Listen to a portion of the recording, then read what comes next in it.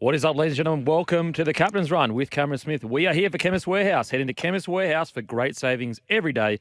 Subscribe to the Captain's Run on Apple, Spotify, or where all good podcasts are download. And give us a text, 0457 736 736. We'll make sure to get to your text. I've got the great Cameron Smith here. How you going, brother? Campy, good to be here again. Great to be here with all of our listeners as well. Mate, how good is it? 5 rounds to go.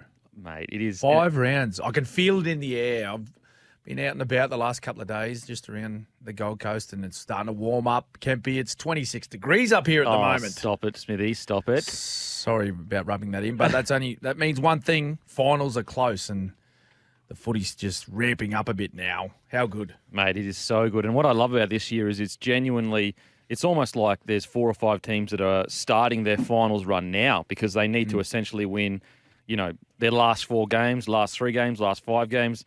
It's I'd love to go back in the history and see, is this the closest run into finals we've had? I think 2018 was pretty close, but I tell you what, it's got to be up there. Well, I think it's anywhere from sort of around 6th or 7th down to about 11th. Like, it's really tight. It's really tight. And I know we tossed that word around mathematically, but there's still teams outside the top 8 that could mathematically be a part of finals this year, depending on certain results. But it's a close finish, mate, and it's great. Like it's that's the way our elite sport should be, and having a lot of these closing matches in the final month of football, still unsure of who's going to be a part of that top 8. I think that's at least the top 3 or 4 teams have almost guaranteed a finals finish, and a couple of those are at least the top 4 finish. But exciting part of the year we're coming into. Well, from 5th to 11th, it's 2 wins. Yeah, there you go. From 6th to 11th, it's 1 win. From 6th to 10th, it's 1 point. It's 1 point. Wow. So you've basically got what? You got 1, 2, 3, 4, 5, 6, like 6 or 7, but let's just say 6 and be conservative. 6 teams, that's all their positions could change, and at least a couple of them won't make finals. Absolutely amazing stuff. Yeah. Absolutely amazing. Yeah, it's pretty cool. And on top of that is, like, we got a couple of big matchups come up as well. There's a couple this weekend, of course. Storm, Penrith, Broncos, Cowboys. So maybe a little bit of an early look at some finals matches that we'll see in a month's time. Now let's get into it. Speaking of a team that is trying to get into the finals, it is the Cowboys. And to the surprise of many, they chose to fight Valentine Holmes' charges. And it's last night, they actually took 60 minutes to say, nah, he's getting 4 weeks, which will mean he will not play until finals footy. Valentine Holmes, I think he's their highest paid player, Origin star.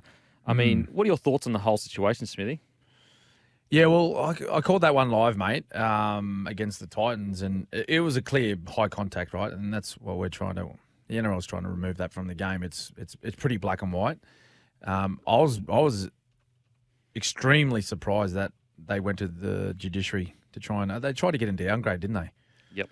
I think to minimise it, but I think this year I reckon we've seen more players go down this year and lose their fight than what we've seen in previous years.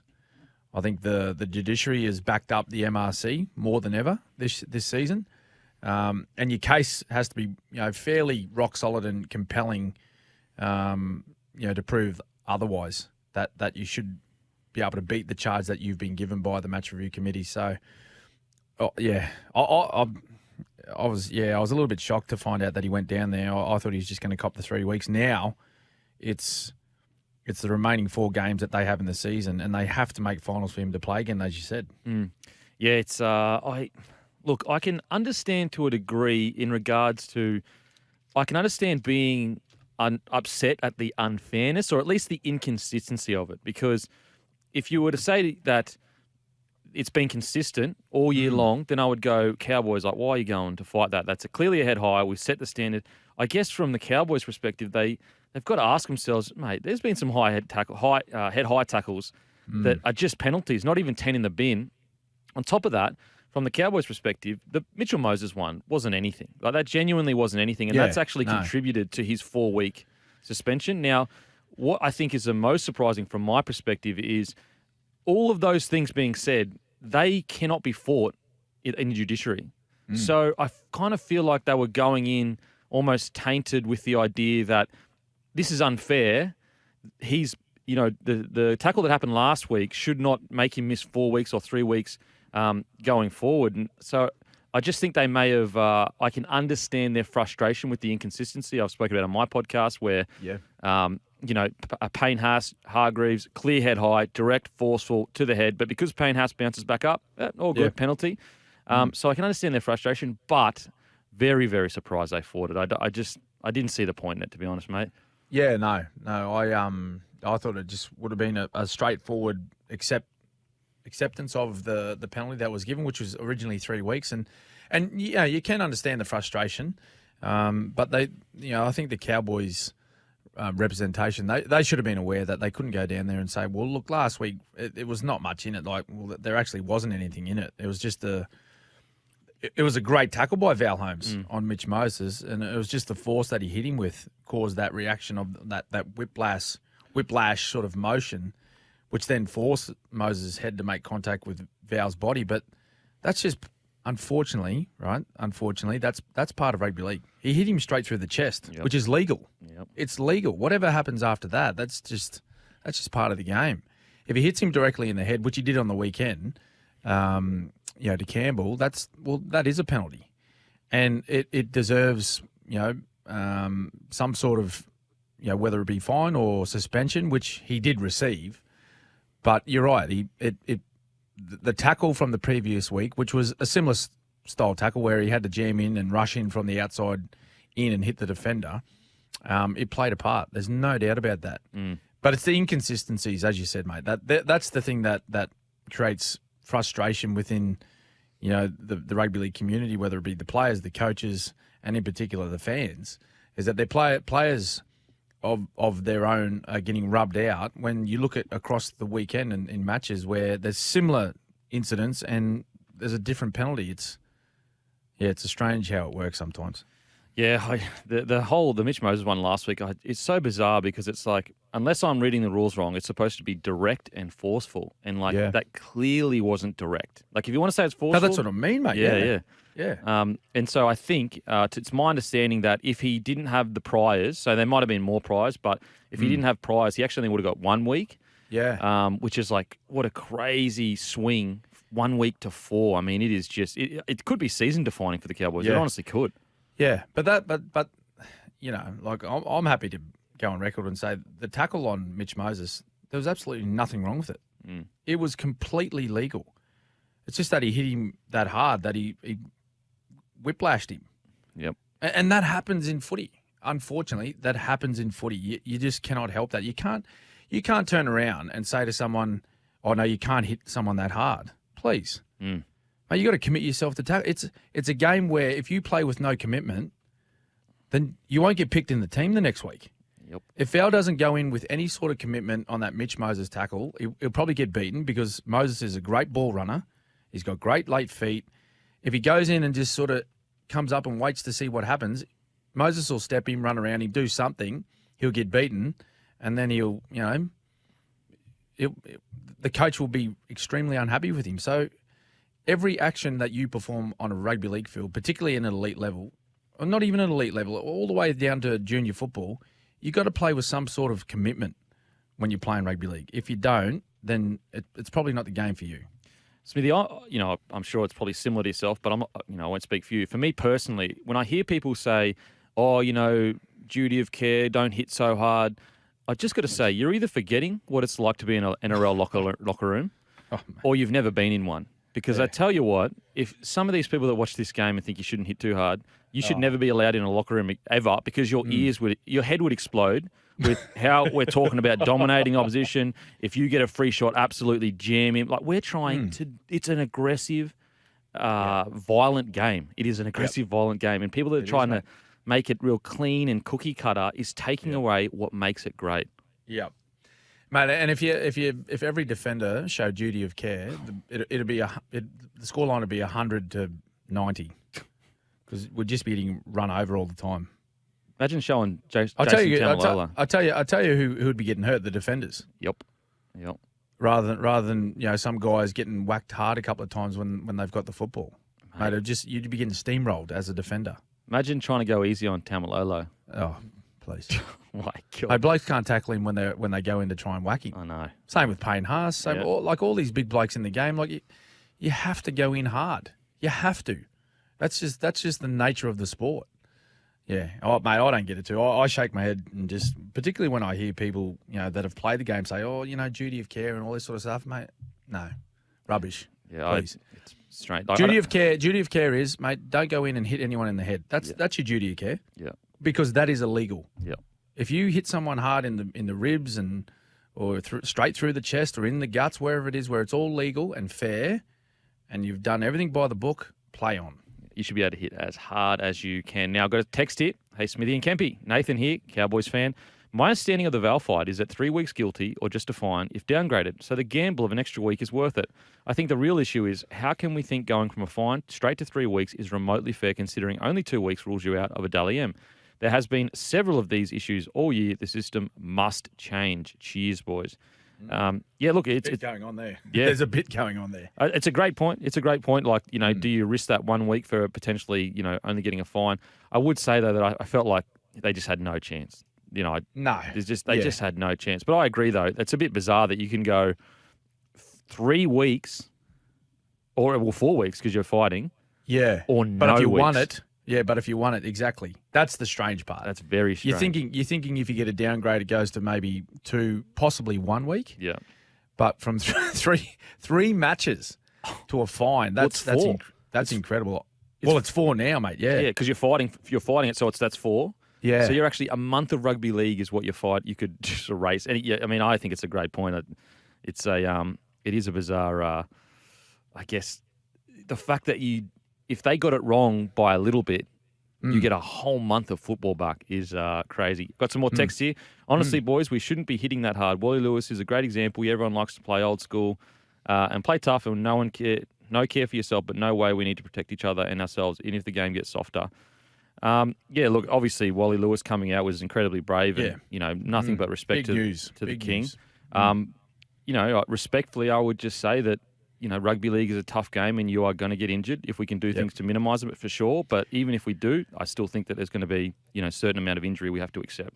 Yeah, Kebby, like just on that point, like that was huge news that we all found out about Wally. One of the greatest players to ever play our game, and why he's regarded as the king.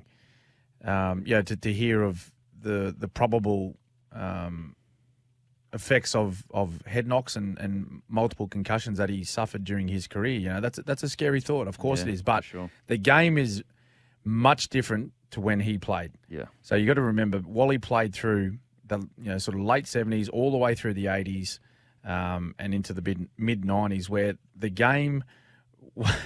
It was a very different game to what it is now. Like it was, if you carried the football, you'd have to run with one arm across your face and your head because you knew defenders were coming to attack your face and your head, like with swinging arms and all that sort of stuff. And it was allowed, like it was play on that type of stuff back then. It was a rough and tough game, and that's what you had to be a tough person to play it back then. And you have to be tough now. It's just a different toughness. And the game has evolved and the rules have changed to protect players. The players are more protected from themselves than they've ever been. Yep. And particularly all these HIA protocols and all that sort of stuff. It's only a positive for the game. The game has never been cleaner. The game has never been cleaner. But at the end of the day, it's still a sport that is high impact, played at high speed, with high collisions, and unfortunately, injuries are going to happen. They're going to happen, and accidents are going to happen too.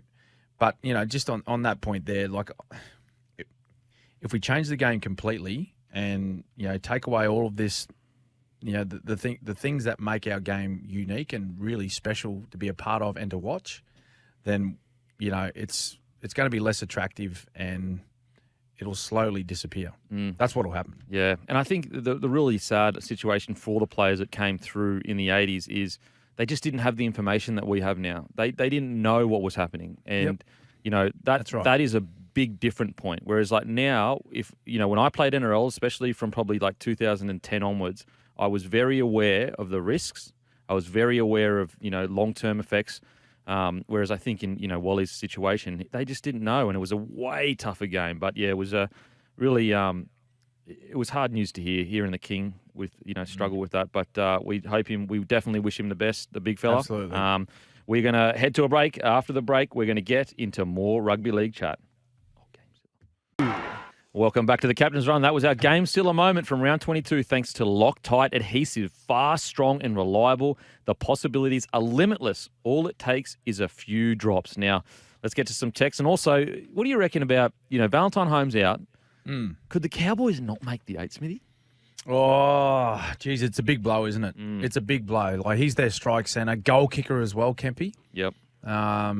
He's been striking them well this year, but they got some tough ones coming up, but they're at home at least. And I know that doesn't guarantee you a win, but at least they're not trapped. So they're Broncos at home this week. It would have been. It's a shame he's not going to be there because this is going to be just an absolutely massive game.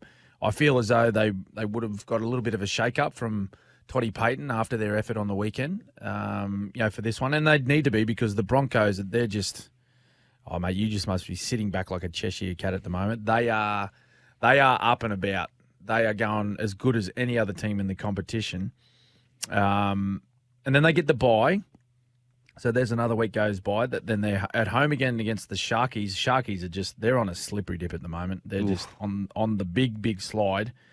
Then they come down for their second last game, which is at Suncorp against the Dolphins. And then their last game would be Penrith. Now, I'm looking at that Penrith game and I'm thinking, well, if they're come last round, right, and they're guaranteed minor premiership, could they possibly rest a stack of their players? So they'd be taking on possibly an understrength team. I'm still saying that they can make it. The Dolphins? No, the Cowboys. Sorry, the Cowboys. Yeah. So we're just talking about that Cowboys finish there with no Val Holmes, but I think they can still make it without him. They're gonna have to. It's going to be a huge effort because they got some tough ones there. But I reckon if they play their best footy, they can make it. I agree, mate. I actually think what Todd Payton has proven since he's got there is that no one player is completely crucial where they absolutely need him no matter what. Maybe outside of Chatty Townsend or Dearden, but he's done a really good job at like next man up to a degree. Yeah. So, yeah, mate, I definitely still think that. Put it this way, I think Cowboys are more of a chance of making the 8 than the Sharkies. Yeah. So, he come out after the game against the Titans and said, well, I feel as though that there was a bit of a hangover effect for a lot of our Origin players today. What did you think that was the case, or do you think that maybe there's a little bit of thinking in the back of the mind that they just had to turn up? It was the Titans. They hadn't won a game in 4 weeks. Cowboys were on a roll. They were looking for 7 in a row. What did you make of their performance? Oh, I absolutely thought they'd turn up and just get the job done. And look, every team is guilty of it except the best teams like Storm, Penrith, Roosters through their dominant period. Not so dominant at the moment, but we'll get to that. Don't worry about that. That's for sure. Ooh, what a performance. But yeah, I do think the Cowboys did rock up to Gold Coast. They thought, you know what, we're going to get the points. It might be a tight game, but we got the team to get it. And they got ambushed to a degree. They definitely didn't look as intense as they usually look. Titans played well, didn't they? Yeah, absolutely. They played really well. And again, Brimson, he picked up that abdominal injury, so he come from the field, and Jaden Campbell gets on the park and just made instant difference he makes. So that's a lot of the chat up here at the moment with the Titans is that maybe they're looking to have Jaden Campbell on the park, starting at fullback and possibly Brimson in the centres. Like we spoke about this last week. How they need to get Campbell more time. Yep. I just don't know how they do it. They put. I just think that Brimo at fullback. I know Campbell offers so much, but I just think Brimo has a better track record of consistently impacting games. But in saying that, it's like such a 50-50 call. That's how explosive Campbell is. And I think that Brimo is more versatile than Campbell as Yeah. well, which is kind of goes against him to a degree. Yeah. Well, yeah, it does, big mate, because he can play multiple positions. He can play nearly every position in the back line, Brimson. Yeah. And if you wanted to, you could probably chuck him in just in the middle for a I stint. I reckon. For a stint, Yeah. at least, 10, 15 minutes. So that's the real difficult thing for him at the moment. You're not going to change forward. Like, Foz was unbelievable on the weekend. He was just absolutely everywhere. He was, charging kicks down. He was setting up tries. He was doing everything. Like, he was just everywhere. And so he stays. I think Tanner Boyd stays as well. It might be a change. Like I said, they might be looking at maybe possibly switching AJ with Jojo Fafita and put him in the centres and possibly start Campbell at the back. But we'll see what happens this weekend. We're going to head to a break. After the break, we're getting to Gus Gould's comment. Latrell Mitchell hasn't done it in finals footy. There it is. I mean, huge talking points from Gus Gould. Look, Smithy, I've got my tinfoil hat on. Okay. But I personally think there's no way Gus believes that. I personally think a couple of weeks ago he came out and said he didn't feel that Broncos were ready to win a comp.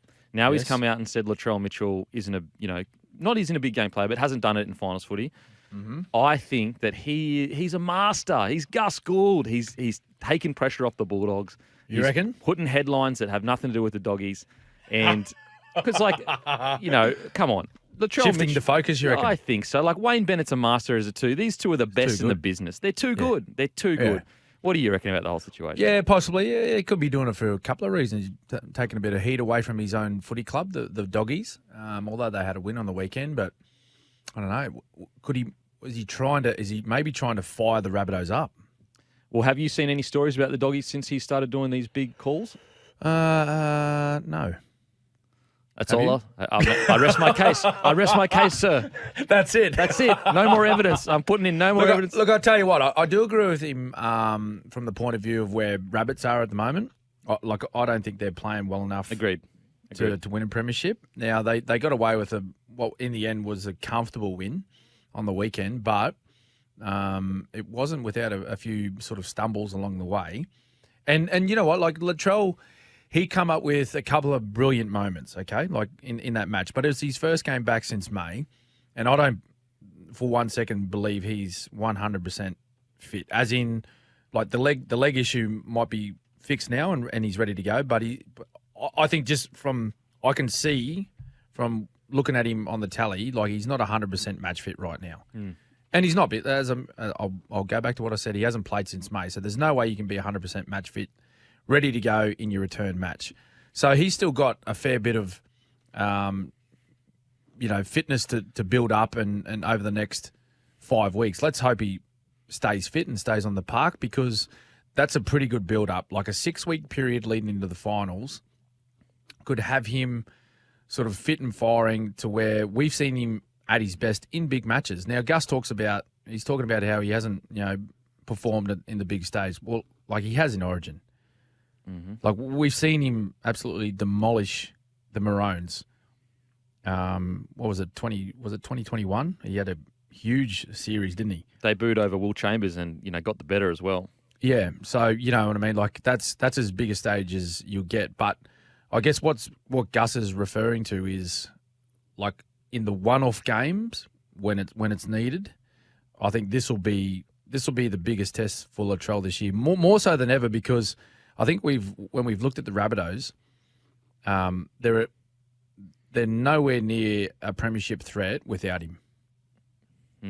And even when he has a quiet game, like when he doesn't, you remember back early in the season, Kempy, when he had sort of, some low involvements in a couple of matches where I was actually at a game when his home crowd was actually sort of willing him to run the football, and he was just offloading and passing to his wingers on the kick returns and all that sort of stuff. But when he's got high involvement, he's got plenty of touches. You can see him barking orders to the team and screaming out instructions from the back when they're defending. When he's got that type of energy, he's a Greg Inglis type of player. He is unstoppable.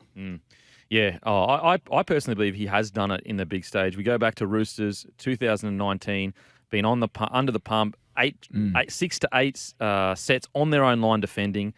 Boyd Cordner gets a quick play of the ball. Keary jumps out, goes short side, hits Latrell Mitchell. Latrell Mitchell tackled, flick pass in the dying minutes of a grand final to Tupou. Tedesco gets the ball inside, scores a try. Now, that gets lost in the Tedesco scoring a try that he obviously scored as well for Origin to win the match. And everyone talks about the fact that, Teddy had these crazy moments. That doesn't happen without Latrell having a big moment in a big game. So I personally think that it's just factually incorrect. Like, I think he has proven in every stage that he can deliver. And I actually think that he would be in the top 5, maybe top 3 big game players in the competition. He steps up and gets it done. And he's been doing it since 2017, I think, was his debut. Go back and watch that against Will Chambers. He took it to Will Chambers. Like he made a point of going at Will Chambers. It was one of the great battles all time. So I just strongly disagree, unfortunately. But I think, look, Gus Gould, he's one of the greats. He is one of the greats. He's the best. Well, mate, there'll be a reason for him making that comment. There's no doubt about that. He's a smart man. As you said, he's been around the game a long time, and whether it's a misdirection of some sort, who knows? He's trying to fire him up? Fire him up? Possibly. Mate, possibly. It could be. He might be trying to fire the Rabbitohs up to get a premiership for him, but put it this way, right? Put it this way. Let's just say the Rabbits don't make the finals, okay? Let's just say, for argument's sake, they don't make the finals. But then they say, oh, listen, we're going to loan anyone that wants Latrell that are part of the finals. I'll tell you, every team in the 8 will say, we'll take him. Mm-hmm. They'll want him. Now, you know what I mean? So for someone that hasn't delivered, every team would take him in a heartbeat. Oh, absolutely. To be a part of their side for that last month. And I've seen some comments, or basically on my page, but also here as well, basically saying that he hasn't done it for the Rabbitohs yet, but he actually has. They got to that, so he basically carried them into the finals last year. Then they got to the prelim, and basically, I believe that he got absolutely folded by Leota early in the game. Yes. And I believe that I honestly reckon he had concussion from it. He got hit that hard by Leota, and that's why he was a little bit quiet in that one game. But to say he hasn't done it for the Rabbitohs, it's like, hang on a sec, go watch the finals game that he had last year for the Rabbitohs. He was outstanding. Also, they've been knocked out by the Panthers 2 years in a row. We're talking about one of the best sides we've ever seen. Latrell is only one person. You can't expect it. Like, what are we talking about here? And particularly as a fullback too, like there's only so much. You can have high involvement on kick returns and your stats look unreal and all that sort of stuff, but as far as, trying to cause some damage around the ruck or even out wide behind some set plays or whatever, it's it's determined by the work on the inside. Oh, absolutely. And how well that's going. And also, like, as you said, mate, they're playing against the Panthers. They've been the best defensive side over the last 2 years at least. So they're pretty hard to crack. Now, got some text here, mate. Got some text here. Hey, guys. We've also got a quote from a quote. Sully. Yes. Solly, he's the CEO, I'm pretty sure, for the Rabbitohs. Oh, yeah. So he said, I think Latrell's track record speaks for itself. He has won Origin Series. He's won 2 grand finals. He's won a World Cup. We have no doubt that he can and will perform on the big stage. To be honest, Phil Gould's criticism on other clubs is becoming tiresome. We will just get on with making the rest of the season as successful as it can be. We believe in our squad and coaches to deliver success. Oh, this is rugby league. It's the best. Oh, they're at each other. I mean, what would rugby league be without guys like Gus Gould and Wayne Bennett? A very boring place. Got some texts here. Cam and Beak. Latrell hasn't delivered for the Rabbitohs in finals except for breaking Manu's jaw. End of story. Show me how he has for the Rabbitohs otherwise. Wow. Okay, sounds like that. You wouldn't happen to be a Roosters fan, would you, Yak? Good afternoon, gents. Michael from Logan. Could it be that Gus comments over the last week or so to fire up Bronx and Bunnies because that is the grand final he wants to see? Wouldn't put anything past Gus, mate. Possibly. He's that smart that I wouldn't put it past him. Yeah. Well, that's what we spoke about. Like maybe maybe he wants to see the Broncos and he wants to see the Rabbitohs. He might want to change. He's sick of seeing the Penrith Panthers in there. Yeah. So he's firing up. He's getting under the skin of these two, and I think Kevy had a little crack back at him as well, didn't he? When he a couple of weeks ago when he said that the Broncos are no good, they're not premiership contenders. He's fired everyone up. Mate, he's stirring everyone up. He's the greatest. He's the greatest. Here's another one. Gus is a funny one. I think he's a smart guy, but he knows he has so much knowledge, but his respect is going lower and lower, just like his dogs. Lol. Miles from Byron. Okay. How many weeks for Mick Crocker on Brett Stewart in the grand final? Was it even a penalty? Nah, play on. Play on, you say? Yeah. Play on. Because you could shoulder charge back in the day. Yeah, mate. That was still part of the game. And I think they just, it was a bit of it's a grand final, let it go. A bit like Origin. Here's a text. Get back on your wing, Kempy. Or beak. I can't see it still, but it said get back on your wing. Hey, you know what, mate? Maybe you've got a point. Maybe you've got a point. When was the last time you played wing? That's a long time ago. Mate, what, you're looking at like 10 years. Oh, my God. G'day, Cobbers. Kempy, based on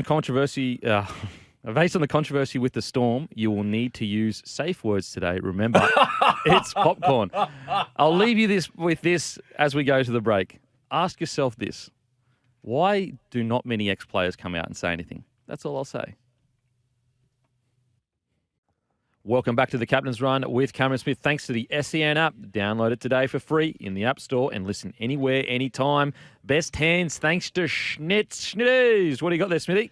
Best hands thanks to our great friends at Schnitz. 1 point this week, Kempy. It goes to Jason Saab with his incredible offload while being tackled into touch for Tolu Kola to score against the Dragons. Jason Saab, he's an incredible athlete. Not just fast, but he's got great ball skills as well. 2 points. Sean Russell's one-handed put down to score the opening try against the Storm. They were a fair way off the pace the other night, weren't they, Kempy? Yep. The Eels. Bit worried about the Eels, to be honest, this year. A little bit worrying. But they've got a big name coming back this week, which we'll talk about a little bit later in the show. But 3 points goes to AJ Brimson's put down of what was a incredible play. They went down their left-hand side and Lofi Camperera, he hit the afterburners. He is seriously fast, mate. Wow. Seriously fast. And Brimo, he just comes screaming down the middle. And so I thought Camperera, he's just going to draw and pass and just when he got to Scott Drinkwater and just pass it to his. But I don't know whether he was overly confident with his with his ability to pass inside.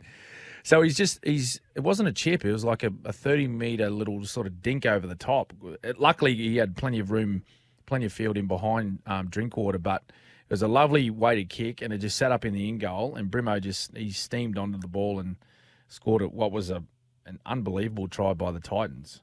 So that was my 3 points, mate. AJ's put down off the Lofi Camperera kick. Mate, Camperera is like a heart attack for coaches. He's like, bruh, why you got to do it so hard? Just do it the easy way, brother. Oh. Mate, because he loves a kick. And look, I spoke about this on my podcast. The tough situation Pereira finds himself in is that he needs a good coach that doesn't take that out of him because of what's making him so great. Because how often do we see young players come in, they're so confident, they don't back themselves every single time. They get a few years into their career and they start hesitating when they should just go boom and do it.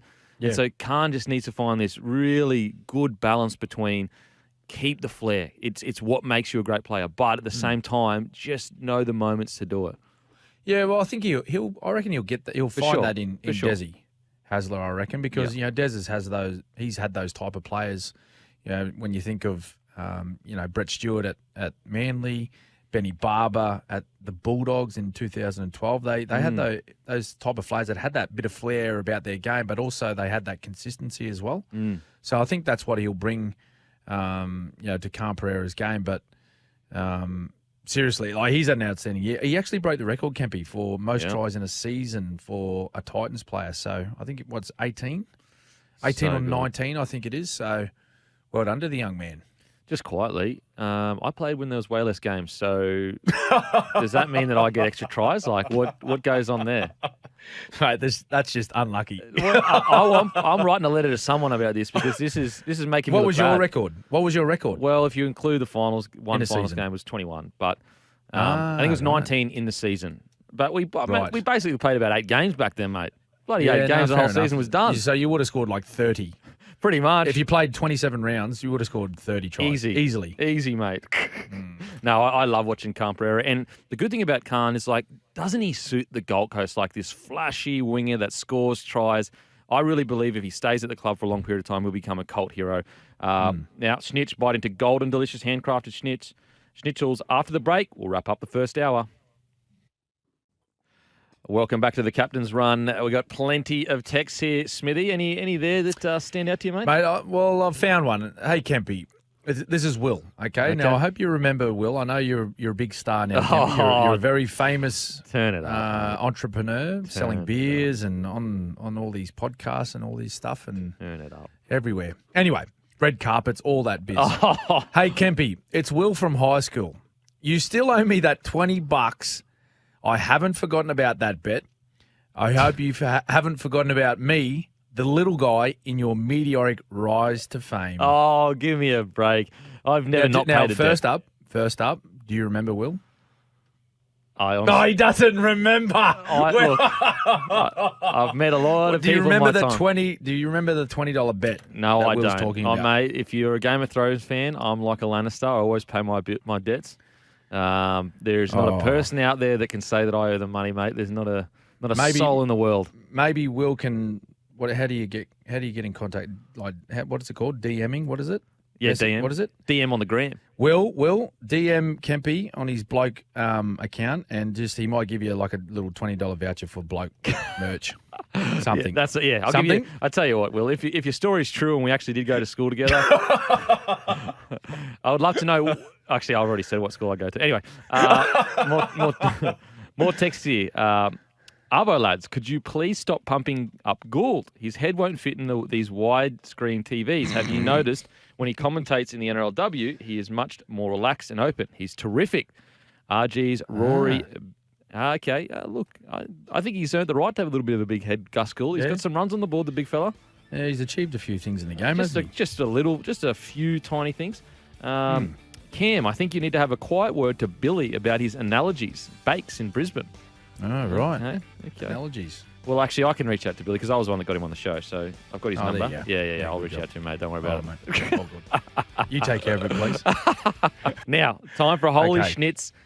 When did you yell Holy Schnitz this week, Smithy? Well, you know what, Campy? I had a couple. I couldn't decide. It's a split decision, so I'll let you go first with yours, and then I'll give my two.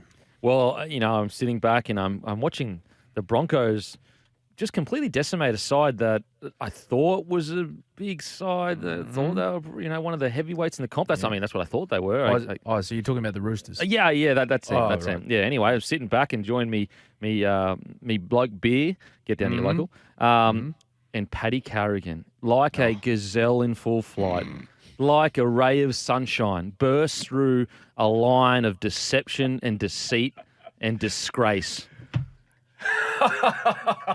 And scores one of the greatest tries of all time. That's what I'm saying. And I yelled, "Holy Schnitz, mate!" One of the great, mate. He ran over a little halfback. Look, Victor Alley fell off him to a degree. I think Victor Alley got a hand on him. Yeah. But look, I mean, he got great footwork.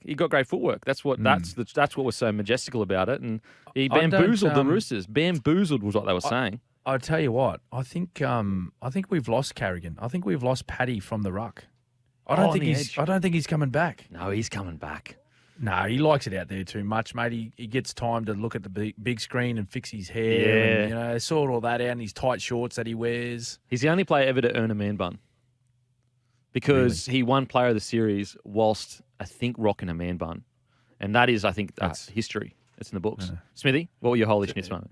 Okay. Like I said, mate, I had a couple, right? So the very first one was got down to Melbourne over the weekend and I ran into Ryan Pappenhausen. I said, mate, how's it all going? Blah, blah, blah. He said, mate, I'm playing. What? He's going to make his return to rugby league this weekend. And I said, sort of under my breath, like, holy schnitz. I was that excited. So, mate, he's playing in the Queensland Cup for the Sunshine Coast Falcons. Wow. So 340 days since we've seen Ryan Pappenhausen on the footy field, Kempy. So if you get an opportunity, I think they are taking on the Ipswich Jets on Saturday. If you get a chance, check it out. Or if you can't, make sure you check out the replay. Ryan Pappenhausen is back on our footy fields. Oh, mate, unbelievable. I don't even care whether he kills it or whatever. I just wanted to play consistent footy for the rest of the year. That's honestly all I care about. I'm so happy for him. Well, there's a chance. I'm told that he's absolutely training the house down. He's full training, done a bit of contact work. He's goal kicking, doing all that sort of stuff, and he's absolutely been he's been causing the first grade side a few dramas too, like playing. Oh, really? As a Reggie's, like as an Yep. opposition team. Yep.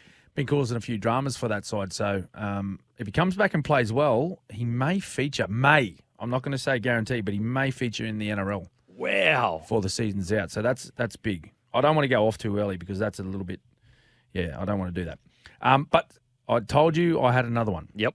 And I couldn't split them because that's big news with Paps being back. The other one, mate, the Matildas. Oh, 4-0. yeah. Unbelievable. 4-0 against the Olympic champions, Canada. Yep. So Olympic champions, they picked up the gold medal last Olympics. We come out as sort of, rough outsiders. Everyone was on the edge of their seat the other night watching the girls play. 4-0 dusted them. So bloody good, Canada, mate. gone. Bye-bye, Canada. And they're ranked higher than us in the rankings. Yeah, well, I think, what are we? Are we 10th? We're 10th, they're 7th. Yeah, so, a few rungs up, and now we take on... We did without Sam Kerr. Sam Kerr, which was... I was watching the game, and when we got to 2-0, I'm thinking, nah, she won't get on. Unless they come back and it's 2-2, there's no way Sam Kerr's getting on. There's not. She's not worth the risk. Like, another week, calf's going to be a little bit better coming into this game.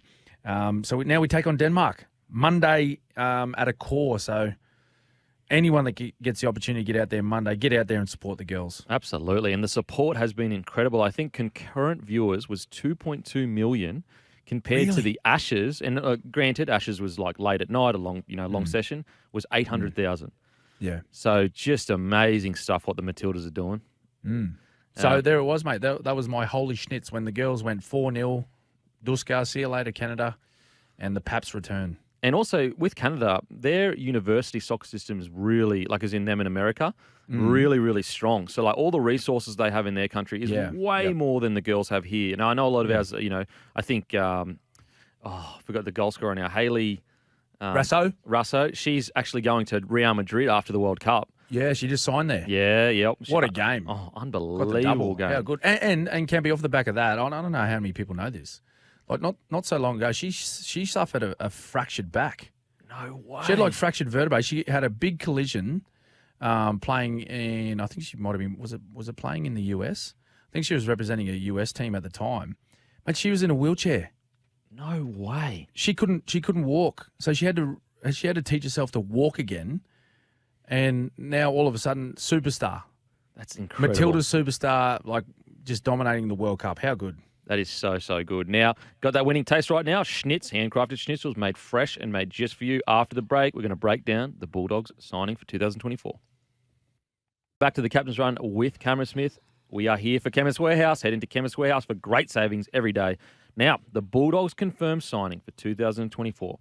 Stephen Crichton, 4-year deal. Bronson Xerri, 2-year deal. Salmon, 2-year deal. Blake Taff, 2-year deal. Also reported they will sign former Roosters, and I think it is confirmed. Is it confirmed? Okay, it's looking likely. Tokiaho on a 2-year deal starting from 2024. The deal is reportedly worth $550K per season. Now remember that the salary cap may go up next year. Gus Gould has also confirmed this week that the club will meet with Roosters utility Connor Watson to try and sign him for 24. Smithy, thoughts on this crazy movement for the Bulldogs? Well, it's positive, isn't it? Like they're quality players right there. And you're getting a world-class one in particularly Stephen Crichton. Blake Taff, he's got great utility value, as does Salmon. Bronson Xerri, of course, he spent a little bit out of the game, but he'll make his way back. Great athlete. Takiaho, that's a big one for me. Big Tack. He's a devastating ball carrier, and they're just building this. Well, it looks like they're just building slowly this powerhouse team at the Bulldogs. Look, only time will tell, of course, to see where it will take them, whether it brings them a premiership. And I think premiership is always the ultimate goal, right, down the track. But I think Dogs fans would just love to see them back in the finals hunt. Yeah. And certainly by, bolstering your roster with these types of players can only help with that. And as I said, Stephen Crichton, he's a world-class player. He's shown that on all levels of the game, NRL each week, State of Origin, international footy. And the other guys, they bring a lot of, options to playing in multiple positions, which is so important, particularly in today's game.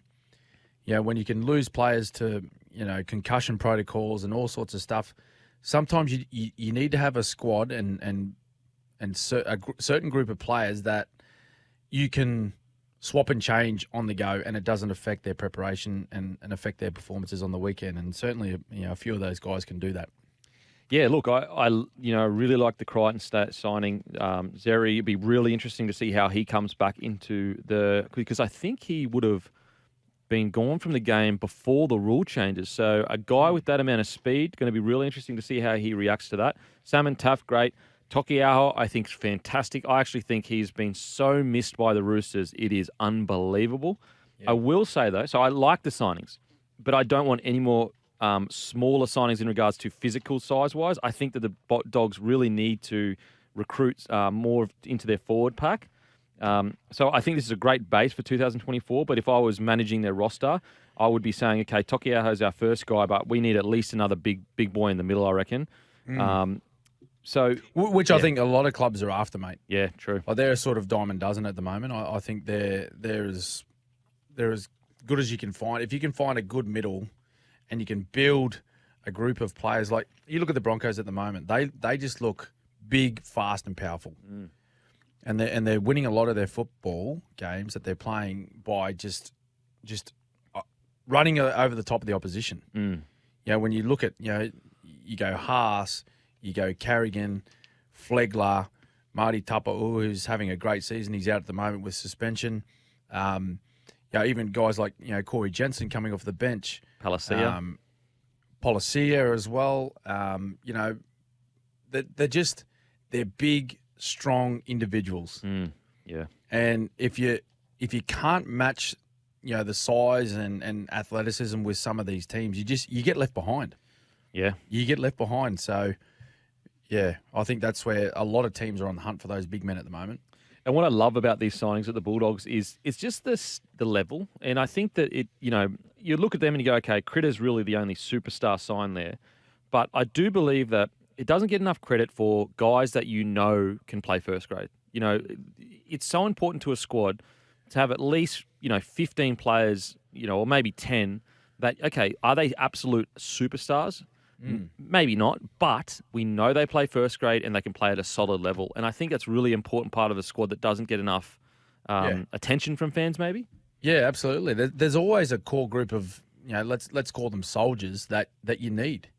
Okay, so you've got your sort of cream on top, like your big guns, the guys that are game changers, can control games, they can manage games, they can come up with the big plays when needed. Outside of that, you need consistent performers. Consistent performers that get out there and do the job every week. And their best and worst is it's a very small gap. When you look at size, and that's Penrith right now. Yeah. That's Penrith right now. You look at, they've got 3 or 4 like very classy players that create all the opportunities for the rest of the side. Everyone else just gets out there and does their job every week.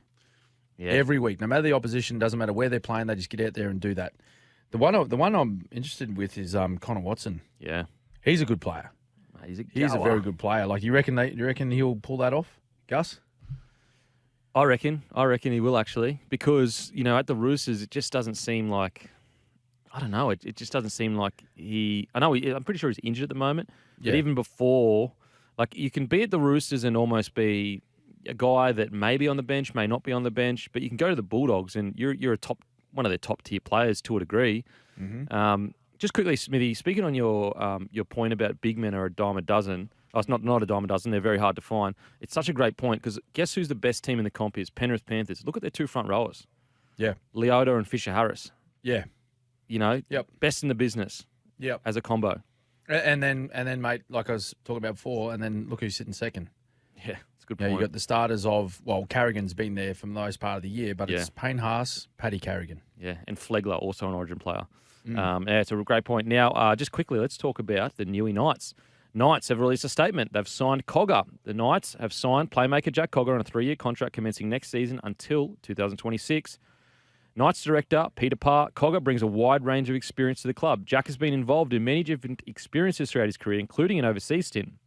Those learnings, plus the skills he has developed along the way, has us believing his best football will occur in the coming years. Jack has the skill, tenacity, and game management to make a great impact at the Knights. Thought about the Knights and this signing, Smithy? Yeah, well, I think it's more around opportunity for Jack. He's not really getting too many games in Brizzy. Like, they're high-flying at the moment, so why would you sort of change up what's happening there? Adam Reynolds, of course, is playing well. Ezra Mam, No, the same. not Jock. It's Oh, Jack. sorry. Yeah, Jack from Penrith. Sorry. Cogger. Yeah, sorry. Oh, sorry. Similar reasons for at Penrith. So, yeah, he's just not going to unseat Cleary or Luai. Now, I know there's a bit of talk about Luai and his future, maybe being squeezed out of Penrith. But, that's still to be determined. There's talk about, certain suitors that are after him, possibly the Canberra Raiders. But, I think it's just opportunity. That's all it is. A young man playing some good footy. He's a Newcastle junior. He's played 20 games there, I think, already for the Knights. So I can understand the reason going back. It's just about whether is he gonna come back into the starting side? Yeah, that's what I'm... Because they got a halves pairing there at the moment that are going pretty good. Because I look at it and go, okay, if he was a 6, I could understand it fully. It'd be like, okay, Tyson Gamble, I actually think he's a goer and he's been, doing really well this year. But I could understand whether you could say, okay, maybe he's more suited to a 14 role. We get a specialist 6 in. But Hastings has been outstanding for the Knights. Outstanding. Yeah. And so I don't know if Cogger is a 6. So I wonder whether it's a depth signing maybe to balance their squad. But then why would you leave Penrith to do that at the Knights? Well, yeah, and that's my point. He's at a very successful footy club at the moment. He could stay there and learn a bit more. But it seems to me it's an opportunistic move where he feels as though he's going to be playing more first grade. And he feels that he's up to it. He can do it now. He certainly showed that with his performances. When Cleary's been out with that hamstring injury, he's played such an important role to keep their season rolling on. With the success that they've had, you really haven't seen the form drop with this footy side with Cogger in that number 7 jersey. So that from my putting myself in his shoes, that's the only reason why I could see him moving, Kempy, is that he's been told that he's a big part of their future as a starting player. Yeah. It's going to be interesting to see how they juggle that because the Knights, because of the whole Kalen Ponga situation and think he's going to be 6, it's really made their roster management, I guess, take a bit more time to get correct because now he's at fullback, obviously. They brought in Lockie Miller. They let go of one of their New South Wales under-19 front rowers to get Lockie Miller. So has thrown him out of whack a little bit, but it's going to be interesting to see what they do with Cogger. Maybe he can play 6 or Hastings can play 6. Now, we're going to head to a break. After the break, we're going to get to your texts and plenty more rugby league chat.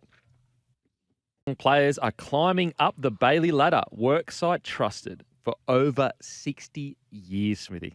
60 years, mate. Unbelievable. The Bailey's ladders they just keep on going. It's unbelievable, bro. My first nomination this week is Valence Tafare, the big outside back. Oh, mate.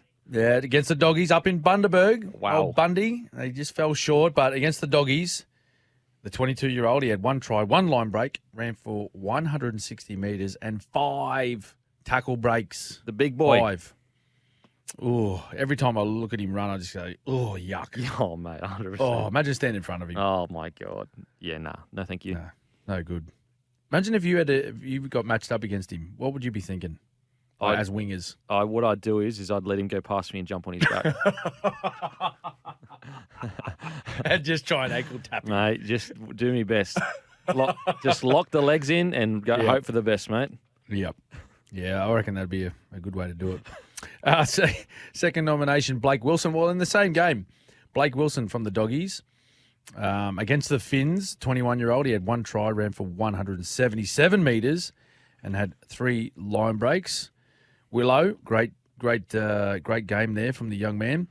And third nomination goes to Tolu Kola. I feel as though he's had a few noms in this category this year. Tolu Kola playing well for the Seagulls against the Dragons. 20-year-old, he had 1 try, ran for 145 metres, 1 line break assist, and 1 try assist, Kempy. Mate, he doesn't get enough appreciation, caller. He is truly an excitement machine, and also his defence is outstanding. Always chops through the middle. I actually would make an argument, and Smithy, you'd know probably a bit better than me. Is Cooler Saab the fastest centre wing pairing in history? So Cooler ran 10.7, I think. 10.5 at 10.5. What? At school, so year 11 or 12. And Saab, we all know, is essentially the top. His top speed is the fastest in the comp. Maybe a little bit behind Fox, but I wouldn't mind in a 100-meter race. I'd love to see Saab go because he moves like the wind. 10.5. That's incredible. Broke the record. Easily. Surely those two. Because you're looking at two. Like Saab would be sub 11. He'd be about 10.9, I reckon. 10.8. Yep. And Cooler obviously 10.5. Yeah, I'm just trying to think of some absolute speed demons and match up their pair, whether it be centre to winger or winger to centre. So like Joshie Addo-Carr, has he had an absolute speed demon inside him for a centre? I'm trying to think. Who do you have? Not really. I mean, the Morris brothers maybe. When they were, they'd be up there. Surely they'd be up there, the big fellas. Actually, it's funny. I asked that question in my story on Instagram, and one of the boys messaged me and said, "What about us?" This is a bit of a G up. As in, one of the Morris boys messaged me and just said, "Hey, you forgot about us, Camp Dog. Chill out." Yeah, maybe. I mean, they could seriously run, mate. Especially in their early. You're looking at 26, 27. Yep. They were absolutely lightning. The Morris brothers. Yep.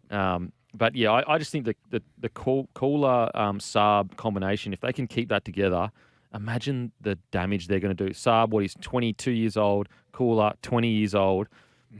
Talk about some athletes that a lot of coaches would want to work with. Yep. Mate, he's got plenty of footy player to work with there. Does it Seabold? I got some text here. Come on, boys. When you call someone a goer, say what you really mean. Tyson Gamble is just a taller Adam Reynolds. Josh Reynolds. They try hard, niggle, but let's be honest. Gamble is very average. Oh wow, you're a harsh judge. I mean, look, as I said, he's not Cam Munster, but he's a goer. He has a crack. He brings other things to his team. And you need him. Here's another text. You blokes are kidding. Connor Watson has hardly laced a boot in for the Roosters. He's constantly injured. How is he a good buy? Please, Matt. He played 22 games for you last year, Matt. Jeez. Harsh critic. He did, didn't he? Yeah, and also, sometimes you get long-term injuries. It's a tough gig. Yeah. Tough gig. Yeah.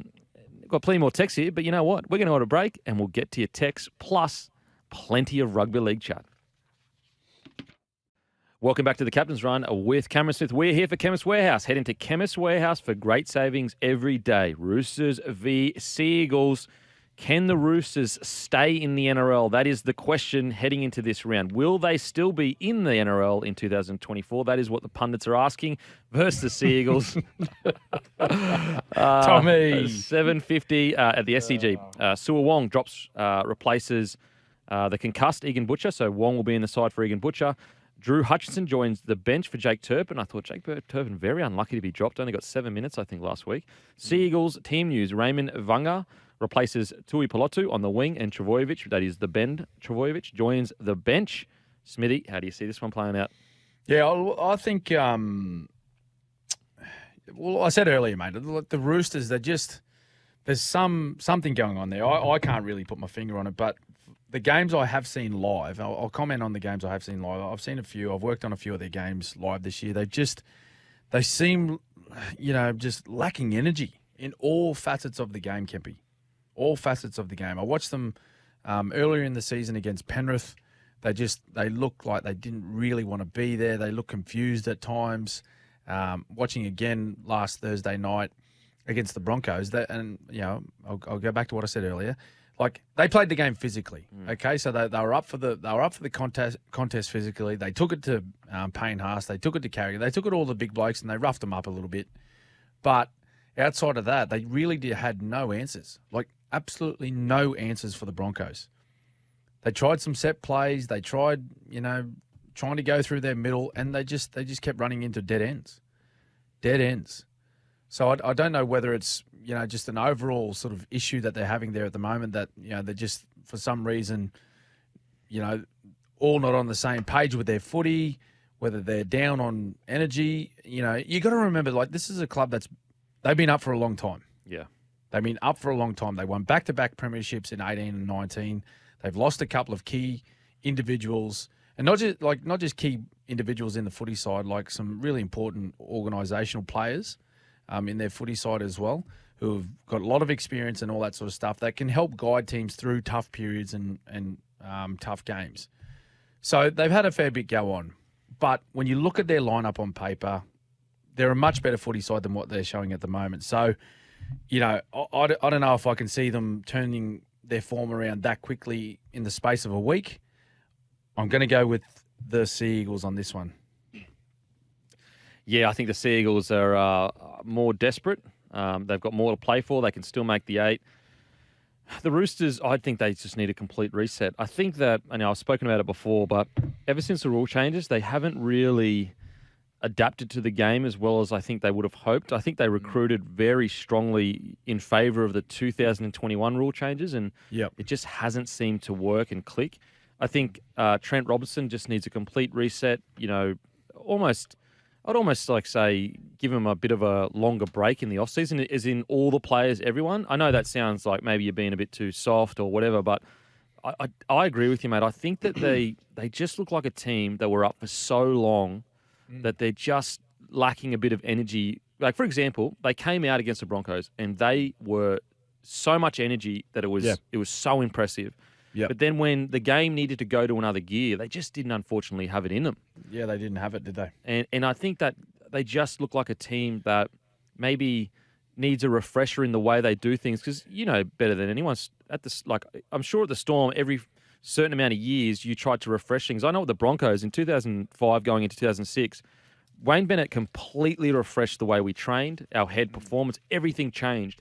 And it was just to jog everyone into feel like they're coming into something new. Is that something that you guys tried to do at the Storm? Yeah, I think, you know, Craig did his best without, you know, sort of going away from the basics that he felt was important, you know, to build your game around and to build a good season. I think he tried to do things different ways and keep it a little bit fresh. You know, particularly for the older players that need a bit of a, when you're doing something over and over and over years and years and years, it does get a little bit monotonous, but they just need to play better. They're a better side than what they're showing at the moment. And I do, going back to the Jake Turpin being left out of this match, like he only got a few minutes at the end of the game. I'd actually start him. Yeah, I agree. I'd start him at 9 and either put Brandon Smith in the middle as a ruck player or bring him off the bench. Because he actually had a couple of good touches the other night, Brandon Smith, with the football. And he caused a few sort of, you know, little issues for the Broncos defensive line when he had a couple of like good runs. I don't know. I just think he's lost a bit of his impact, Brandon, starting as a starting 9. I just think that, you know, if they can find a better way to use Brandon, a more effective way to use him, I think they can get a lot more positive stuff out of him and off the back of him. I think, you know, Keary, whoever's going to be playing 7 for them long term, and Tedesco, they can find a bit more momentum and some positive stuff off the back of Brandon Smith if he's used in a different way. Because I just think chucking him out there at the start, making him play, you know, 65, 70 minutes, whatever he did the other night, I just think that you just don't get as much impact out of him. No, I agree, mate. I think that Brandon Smith is the best momentum changer in the comp, in my opinion. Quick play the balls. You go back to, you know, when you guys won the comp, he was so vital. Whenever you're in a crunch and there was a bit of pressure and they were turning the screws, boom, he would just completely open it up. But we'll head to the next game. I can't wait to see how the Sea Eagles respond to their... Obviously, they got the win last week against the Dragons. Yep. I'm not convinced yet with the Sea Eagles, but you've got to give them credit. Geez, they've hung in there somehow, some way to at least stay in the fight. And they're right on the edge, mate. They're right on the edge of finals. Like if the only thing that's going to hurt them is their poor for and against. Like their points differential's -25. Although Canberra, like this is amazing. Canberra's 5th and they got a points differential of -78. It's how does that happen? I just don't know. But if they have a win on the weekend, Manly, and let's just say, any one of South, Cronulla, or the Cowboys lose, they're in the 8. Yeah. They're in the 8. And they just got to back it off of, like, they had plenty to play for the other week. Like every team has plenty to play for every week, but their skipper played 300 last week, Cherry Evans, so it was a big occasion for him. Now, Titans versus Warriors. How do you see this one panning out, Smithy? Well, the Warriors, they had a week off, so they're going to be fresh. Titans very brave across the weekend. We mentioned their performance against the Cowboys and an upset of some sorts. But I think the Warriors are cruising at the moment. They're so confident. They're very happy. The positive for Titans is they get to play at home again, and there'll be a big crowd here, I reckon. They're playing Friday, 6 o'clock. I reckon there'll be a huge crowd. It was funny last week at Seabus. There was more people supporting the Cowboys than there was Titans. It was weird. Mate, it was weird. So the Titans scored. Tanner Boyd lined up to kick a goal, and they were booing. Yeah, there was like a boo going around the stadium. Oh, come on, Gold Coast. What's happening? What's doing there? But they might turn up in force. Hopefully they turn up in numbers, the Titans fans, this week, because this is a big game. Huge game for them. As I said, they are one of the sides that are mathematically still in with a chance. Could you imagine? Now, mate, incredible. Imagine has there ever been a side, this might be one for Tommy, has there ever been a side, Tom, that has sacked their coach mid-season and gone on to play finals footy? Has that ever happened? Because when you're thinking of coaches being sacked mid-season, you're thinking sides that are just struggling to win games. 2018, when the Panthers sacked Anthony Griffin. Oh, mate, they were top 4. I'm just saying. Yeah, they just limped in, didn't they? Yeah, they were 4, and then they... no, that's fair enough. Yeah, technically, yeah. It's very rare. It's very, very rare. They sacked him and they were sitting in the top 4, weren't they? Yeah.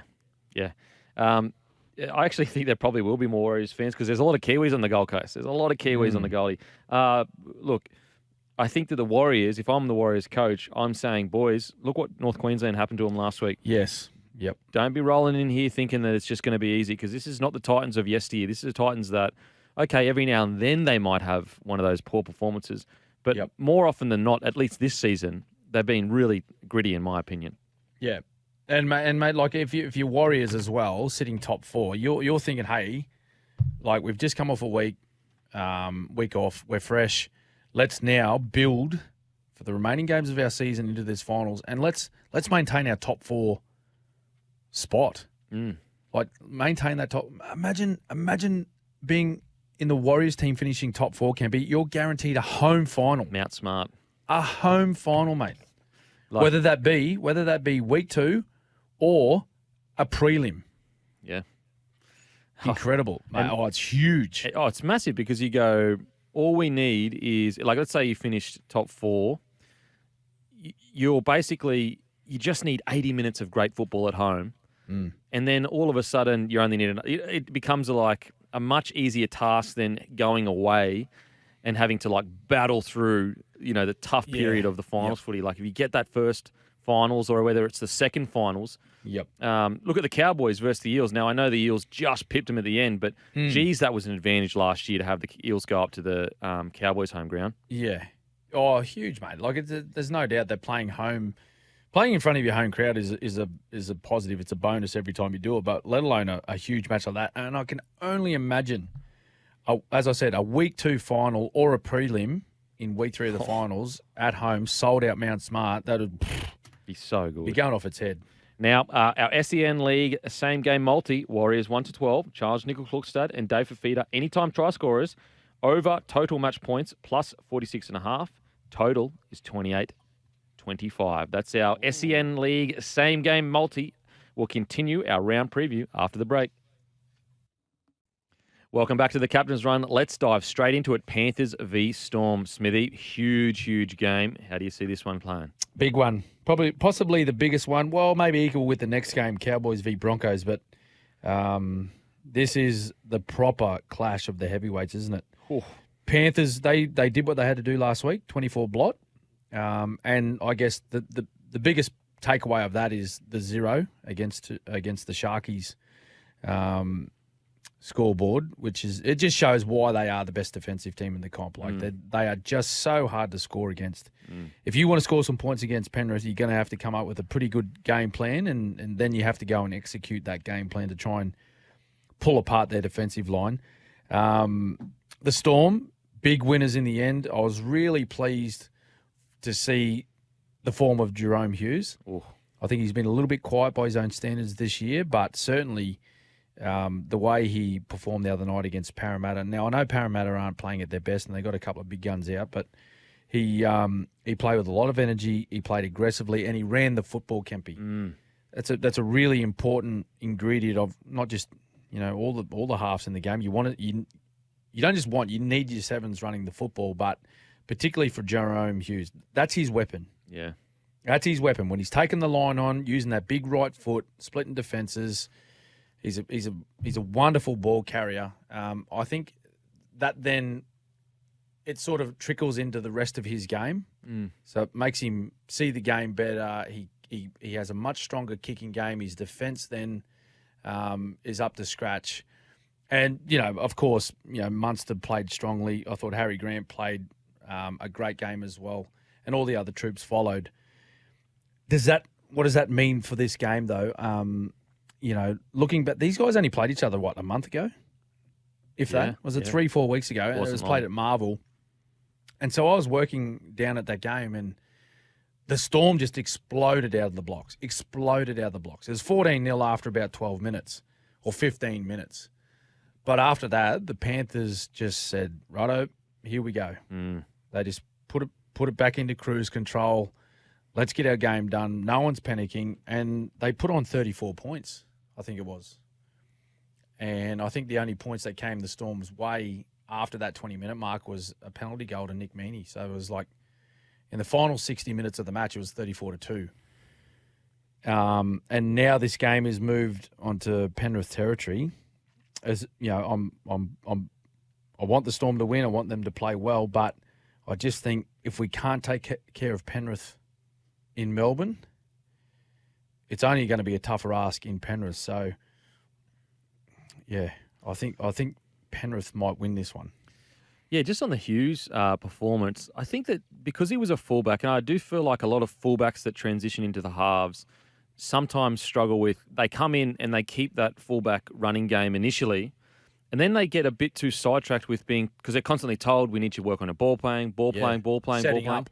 Yeah, setting up. And they kind of get distracted by it to a degree and forget what is the best part of their game, which is their running game. And I think Hughes, it looked like on the weekend, he basically said, you know what, I'm just going to play the way I instinctually play rather than being a structured seven that everyone keeps talking about. Well, he's never been that, mate. Yeah. He's never been that. And when he's played his best football, he's had high involvements with his running game. You look back at any of the those successful periods for the Melbourne Storm. It's been off the back of Jerome Hughes running the football. Like he finishes the game with 12 plus carries. When your half's taking the ball into the line and being tackled 12 times, like you look at Nathan Cleary, right? Before he was injured, before he did that hamstring, it was something like 3 or 4 consecutive games. This was leading into Origin, right? Yeah. So he's just gearing himself up, getting himself ready. He had like 3 or 4 games where he had 20 plus runs. Crazy. 20 plus runs. So that's when your key playmaker is asking questions of the defense that many times, like he's playing well and your team's playing well. And it's a really interesting stat to look at because you look at the Storm, you look at the Panthers, you even look at Broncos with Ezra Mam and Reece Walsh to a degree, and then you look at the bottom tier teams. A lot of them don't run the ball, the halves. Like they don't have a 6 or a 7 that, for example, I hate to speak about the Roosters, but you've seen their 6 and 7 this year. They just really don't run the ball that much. And I think in this new era of rugby league, you need your 6s and 7s to be able to get a quick play of the ball and break the line themselves because it's just such a fast pace of rugby league. Yeah. The interesting matchup, I think, is the news of, Zach Hosking, do you think he'll play in the centres? Like, he's been named there. Like, will he play there? Yeah, look, it's going to be, because Olam's back. I would have loved to see a Tungor-Olam battle, but, I mean... Well, he's named in the reserves, isn't he, Tungor? Yeah, and could play, but... Yeah, that's going to be interesting to see. Because Zach, he's a back rower. Yeah, and also Penrith have some really good young, like gun. I reckon if they were playing anyone other than Storm, they'd probably bring in and debut a young gun centre. But if Hoskins is in centre, geez, it's going to be a good matchup with Olam. Yeah, I just don't know. Like that would be a target area for Melbourne, I believe. Olam's not back inside. Tonamapaya, didn't he do his hammy last week? Oh, he's good. Yeah, he's good to go. Yeah. Oh, I thought he did. And his hammy Marion last week. Seve. Yeah, Seve's there as well. But those guys are genuine outside backs. Oh, okay. And they've got a little bit of speed. They're not the fastest centres in the competition, but they've got a little bit of speed. But maybe Hosking, he's played a bit of centre. I don't know. Yeah. But all first grade games I've seen him play, maybe our listeners know a little bit more, but every first grade game I've seen Zach Hosking play, it's been in the forwards. Yeah, and in the back row.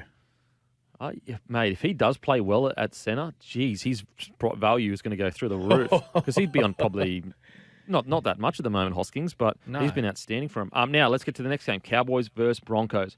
How do you see this playing out, Smithy? Well, it would have been a little bit harder, I think, coming off a Cowboys win, but they were well below their best last week. There's no doubt about that. I don't think anyone would deny that fact. The Broncos, though, flying. I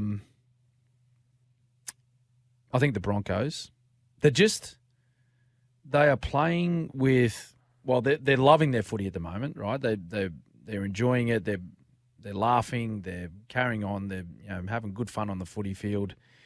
But I tell you what they're doing. They're backing it up with like their actions on the field as well. They're looking so strong with the football. Everyone knows their job. They're running the right lines. They look powerful. Like the other night, like we spoke about the Roosters, they took it to them for the first 15. But after that, like some of the carries that we've seen from their players, and I'm not just talking about, the same old names in, the big blokes in the middle, but like Tony Staggs, Herbie Farnworth, Selwyn Cobbo, like all of these guys, they are giants. And they're all fit. They all look healthy. They look energetic. And they're just playing with so much positive energy. And then off the back of that, Kempy, when they're not running over people or making themselves real hard to tackle, they're backing it up with a brick wall-like defence. Yeah. They're so hard to break as well. So they're a couple of really important ingredients to a successful footy side. I think they'll be really looking forward to this one. I think, speaking about Kevy, earlier about, getting this team up and getting the town all hyped up about the Broncos. I reckon he'll be stirring these players up too about this sort of Queensland derby and going up to Townsville and sort of being the party poopers. Oh, mate, Cowboys versus Broncos, it's almost like a guaranteed golden point game. It's just, the last 10 years or so, it's just like, remember Milford and Thurston battles? And so I think it's going to be a cracking match. The Broncos, they just can't get caught up in the hype. They got the seam. They've proven themselves this year. It's all there. Yes. The ingredients are there. The one thing a young team struggles with usually is the hype. Now, Penrith Panthers obviously bucked that trend, but the exception doesn't prove the rule. So Broncos have just got to find a way to go, guys, we're not there yet. We haven't done anything. Done something. It's been a great year. Yeah. But at the end of the day, if we don't, go deep into the finals, it'll just be forgotten as a year that could have been. Yeah. How do they go about that? Like, so when you were a young fella and, you played in some very good Broncos sides, who would be the guys in charge? Was it the coaches? Was it the senior players? Like, who was it that kept you level-headed? It was a mixture of both. Wayne Bennett was really good. I remember we were going on a run in 2008, and basically, I was still playing good footy, but there were just like one or two things where I either hesitated or, took not necessarily the wrong option, but I just didn't execute the way I was executing a few games before. And Wayne Bennett called me into his office and he just said, mate, I don't want you to pick up another newspaper for the next 4 weeks. Really? Yeah. And so it wasn't like I was sitting there reading about myself all the time, but it just put me, on notice to go, take a step back, Denon, recenter yourself and just go back to what you've done well. And that's what I think Kevy's got to strike that balance between celebrating these big wins for sure, but in a really subtle way, reminding the boys like nothing's been achieved yet. Really hasn't. All of this can just be nothing. It can be a nothing year. And I think that's a mixture. And I think Renault will be really good at that because he's been so experienced in finals footy for so long. But it's a tightrope act because you don't want to be a Debbie Downer every week on Monday, and some coaches they go, I'm just going to blow up at them to keep them honest, and then players are like, are you serious? Like, we won big. Like, I want to enjoy me footy. Yep. A real tightrope. In regards to the Cowboys, it is such an important game because if they go in and get beaten substantially by the Broncos, their confidence, I reckon, will just take a massive hit because it will say to them, we aren't on that level yet. Yes. So it's really important that maybe if they don't win, even though I think they can, if they don't win, it's really important they put on a good showing for themselves because if you go down to Titans, lose to Titans, and then get beaten well by the Broncos, confidence can be a real fickle thing. Mate, coming off last week, and just quickly, like if being comfortable was an issue, or complacency was an issue, it can't be this week. It just cannot be. Like, you're playing against a team coming second. You're playing against a side that a lot of people are saying are premiership threats to the competition. So I'd like to think that they're going into this game, knowing that they have to be at their very best. And the energy needs to improve from what they did last week. So I'm sure there'll be a better showing from the Cowboys. I just think that the form of the Broncos at the moment might be a bit too strong for them. I'm thinking a tight one, Smithy. I'm thinking a really tight match, and I'm thinking game of the round. After the break, we're going to continue our round preview. Welcome back to the Captain's Run. Let's get straight into it. Dolphins v. the Knights. And, geez, haven't the Knights turned into almost a story for the ages if they could fight their way into the eight? It's just been so exciting to watch them almost, turn back the clock. They look like a Steel City Knights side at the moment. How do you see this one playing out, Smithy? Yeah, no changes, mate. No changes. They're playing some great footy, so no reason for Adam O'Brien to bring anyone new or mix up the footy side. The same can't be said for the Dolphins, though. They got a few changes in their footy team. This is over in Perth. This is a doubleheader, first of two games over at Optus Stadium in Perth. This is 5:30 Saturday. I think Newey continues winning. Yeah, I think they've hit a bit of a wall, the Dolphins. I thought they were a good chance on the weekend playing in Bundy, but they just, going down to the Doggies, who they clawed and scrapped for a tight victory in the end. But yeah, there's just something about Newey. They're on a bit of a roll at the moment, and particularly KP, like, he's just playing some great footy. Yeah, we've said on the show, look, he looks happy, he looks settled now, back playing fullback. He's enjoying his football, which is a big thing for him. Being that type of guy, like when he's settled and got everything, in the right area, mentally, and he's feeling good and feeling, positive about the way that he's playing. He's really hard to stop. So I've got the Knights chalking up another victory. Yeah, I really like what the Knights have done this year. Everything that's gone against them, and even guys like we had a text earlier, Fitzgibbon. Here's a text: Dear Cameron Denon, how is Lachlan Fitzgibbon ending up going to Super League? He was way too good for a team in NRL not to pick him up. What happened here? It's such a good, and that aside, I agree with you. He's really hit his career best form, but he's a really good example of, he's been solid for a while, but this year they've got multiple players playing, arguably their best. Tyson Frizzell, Tyson Gamble, Hastings been outstanding, Ponga, Lachlan Fitzgibbon. And I think Adam O'Brien deserves a lot of credit for that. I know it's been a rough year and he was under a lot of pressure, but I think we're finally starting to see a turning point for the Newcastle Knights. Now, I may be regretting my words, but I just think that they've played with so much grit. And you go back to the game on the weekend against the Raiders. What I loved the most about it was the 79th minute, the game is over. It's won. They've dominated the Raiders. The Knights were pulling off try-saving tackles in the 79th minute. And that tells me these guys are committed to principles regardless of results. And that is a good footy side. Yeah, it's always a good sign, mate, isn't it? A really good sign, because it shows that it means something to them. Where many people would say, oh, look, he didn't have to make that tackle. It wouldn't matter. It wouldn't change the result. Well, it does matter, because what that means is, like, they're wanting to create good habits. Because if you're okay with letting that go, what's going to happen when you're behind on the scoreboard and it's actually you're in a tougher game and you've made more tackles and you're feeling a little bit more tired, you've done more running and all this sort of stuff? Are you still going to be able to go and make that tackle? It's all training yourself to create that good habit so it happens naturally. You know what I mean? So make the play when you don't need to do it, because when you do need to do it, it happens automatically for you. So, like I said, there's a lot of good signs with Newcastle at the moment.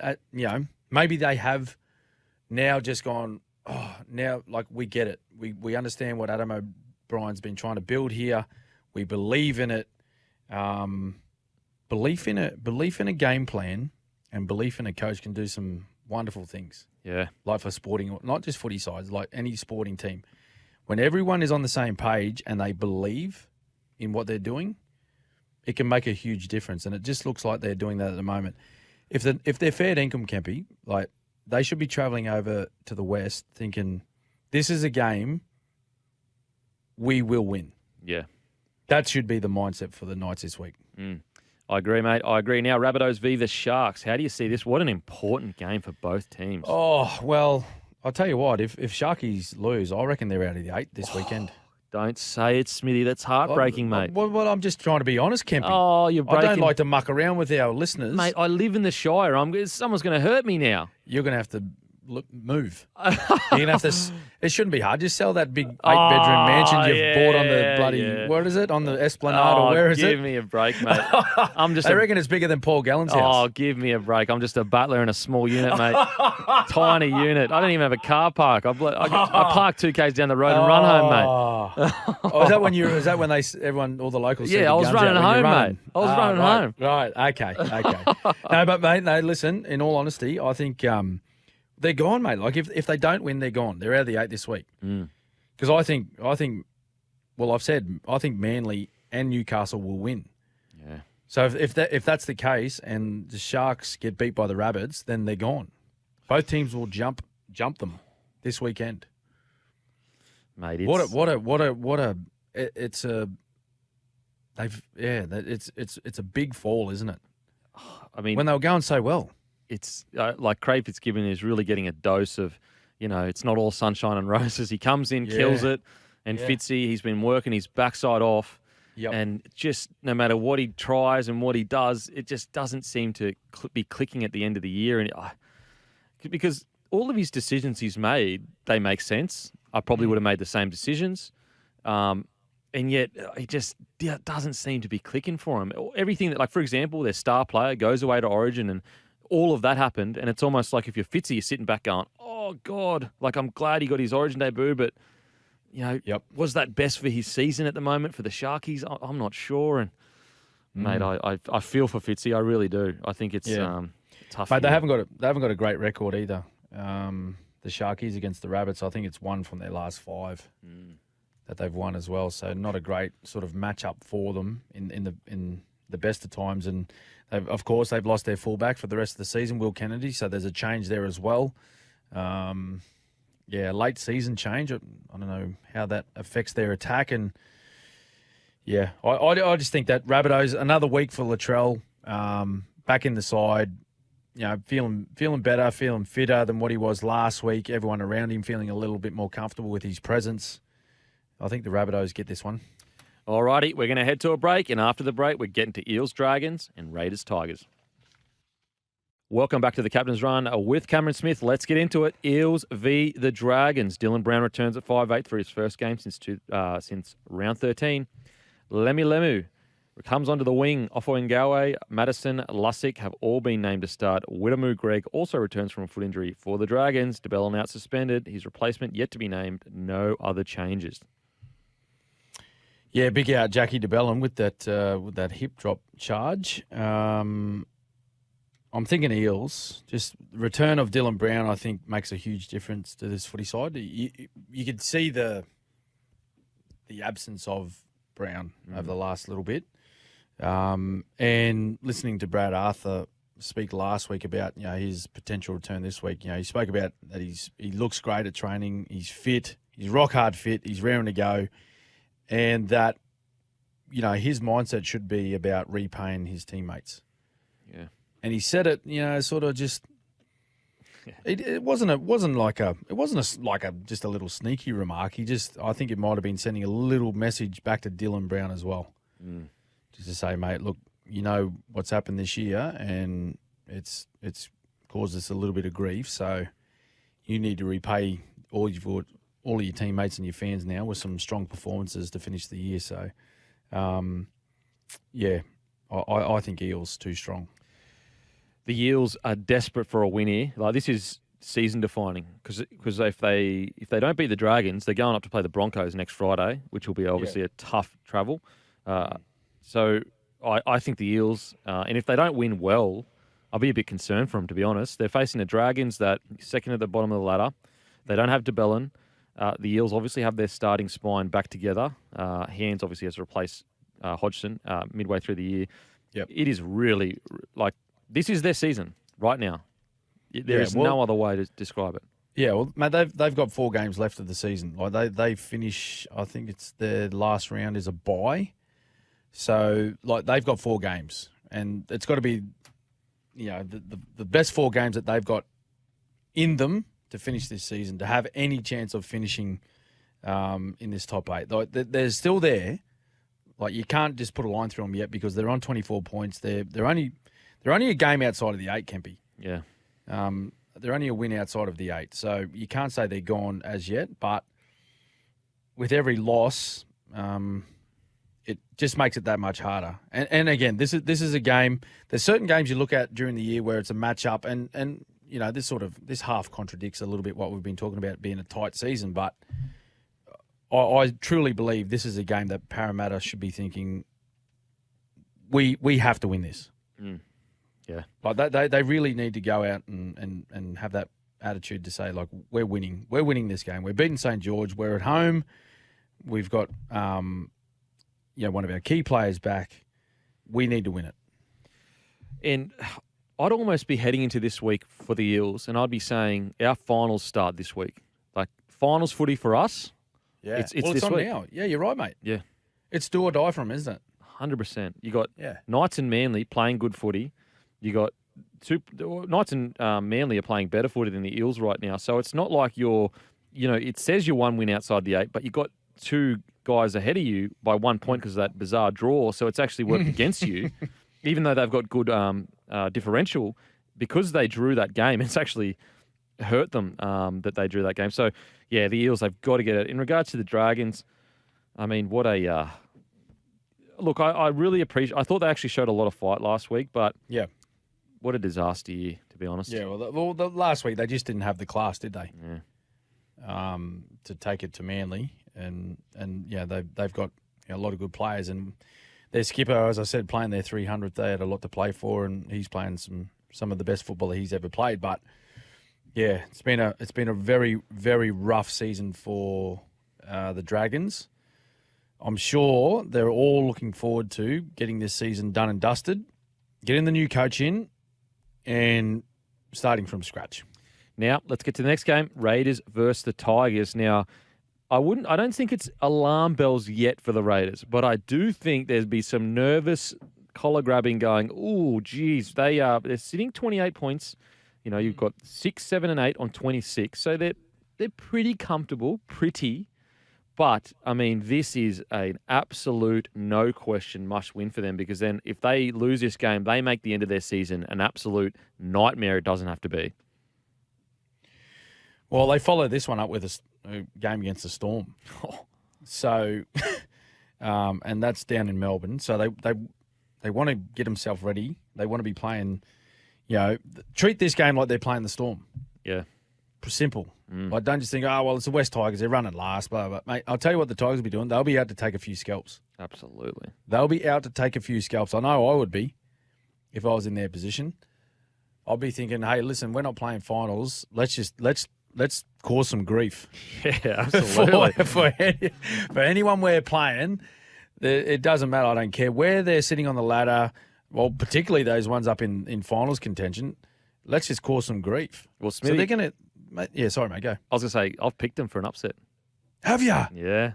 Really? I thought they were good last week. I thought a few calls and a few errors. I actually picked them for an upset. I think the Raiders, they had the last 5 minutes against the Warriors really saved them from getting absolutely demolished. Yeah. Then they got completely dominated by the Knights. Like, they're in a bit of a tough spot right now, the Raiders. And Barney? I think that they'll still probably squeeze in the 8, but they've got to find some form. They are not the team they were 4 to 5 weeks ago, and I think they look a little bit tired, if I'm being honest. It's been such a gritty and grindy year, and it's been such a great year. Don't get me wrong, it's been a great year for the Raiders. But the problem is like Manly and Knights are like starting to hit a bit of, especially the Knights, they're hitting a bit of form. Yeah. You don't want to be the team that's like looking over your shoulder and having to win the last 2 games and things going your way. So, huge game for the Raiders. Huge game for the Raiders. Yeah, big one, mate. They got, as I said, like they've got Melbourne next. After that, they're playing the Doggies. Doggies in a similar situation to West Tigers. They just want to cause some carnage. Yeah. Mate, but then they got Broncos in the second last round. Then the Sharkies, which the Sharkies could be playing for their season. So, huge finish for the Raiders. Absolutely. Now, we're going to head to a break. After the break, we're going to get our round 23 final tips. Welcome back to the Captain's Run. Let's get to our final tips for the round. Smithy, Roosters, Manly. Mate, I'm going Manly. Titans, Warriors. Warriors. Panthers, Storm. Oh, this pains me to say it, but I'm saying Panthers. There's a headline for you. I told you I'm going for Storm, mate. They're my team. I want them to win. But I'm just being honest with our listeners. I'm trying to give accurate tipping. I think the Panthers. No, I like it. Cowboys, Broncos. Broncos. Dolphins, Knights. Newey. Rabbitohs, Sharks. South Sydney. Eels, Dragons. Eels. Raiders, Tigers. Unlike you, I'm going Raiders at home. Now, what is your special for the week, Smithy? Oh, my special for this week is... I'm jumping on the Broncos. Yes, Smithy. If they lose, it's all your fault. No, please. I got nothing to do with it. What about you? Mate, I'm backing them all the way in. I'm putting everything on the table. I'm going Tigers, sure thing. Yes, good on you. I like it. Thanks, everyone, for listening. We'll see you next week.